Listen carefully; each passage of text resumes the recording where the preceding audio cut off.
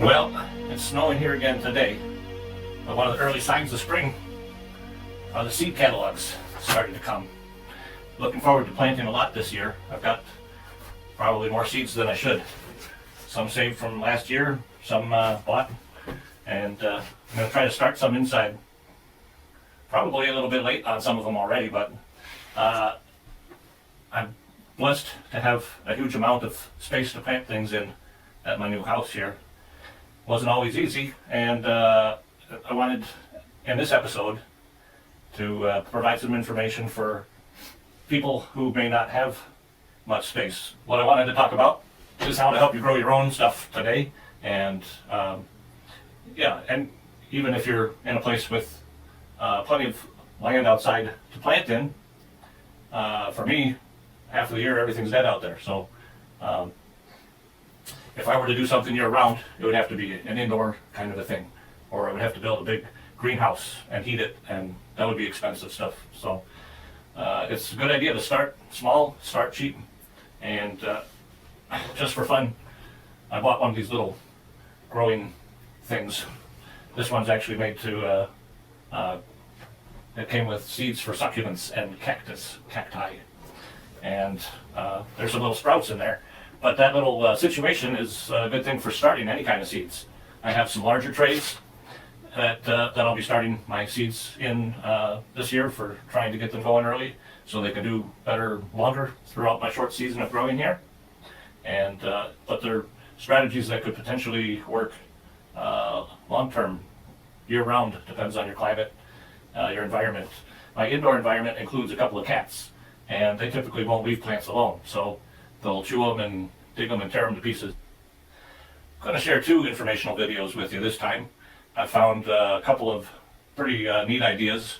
One person's planting out on the balcony of their apartment, and the other one's actually building a grow room in their closet. And they're interesting videos just for showing what you might be able to do. Even if you don't have a yard that you can plant things in, you still have an opportunity to grow some of your own things. And I'm going to talk about why I think that's important. The conventional farming methods that have been employed for going on 100 years or so, those are destructive to the soil itself. The soil life disappears, and the produce grown in the soil is inferior, degrading in quality over the years. So it's a sad situation, and I understand that organic produce can be quite a bit more expensive. Sometimes I pick up something organic and I see the price and I just put it back down and I think, well, maybe I can do without that. So from a basic consumer's standpoint, I still buy most of my own produce. I don't grow it yet. And you can help save the world just by buying organic produce. Maybe the future of farming is hydroponics. We might have skyscrapers that are floor after floor after floor of hydroponic setups. So on an acre of ground for building, you might have 50 acres of planting space. Of course, spring is here for a lot of people, and you may already just be planting outside where you're at. And so, good for you, you're a lucky one. The only way that you can really know what's gone into your food is to grow it yourself. And it can be a little bit intimidating, and I know that. And there's always risk of failure, which comes with anything that's worth doing. Unlike this video, planting time is a really exciting time for most people. And I hope that you'll give it a try, regardless of your living situation.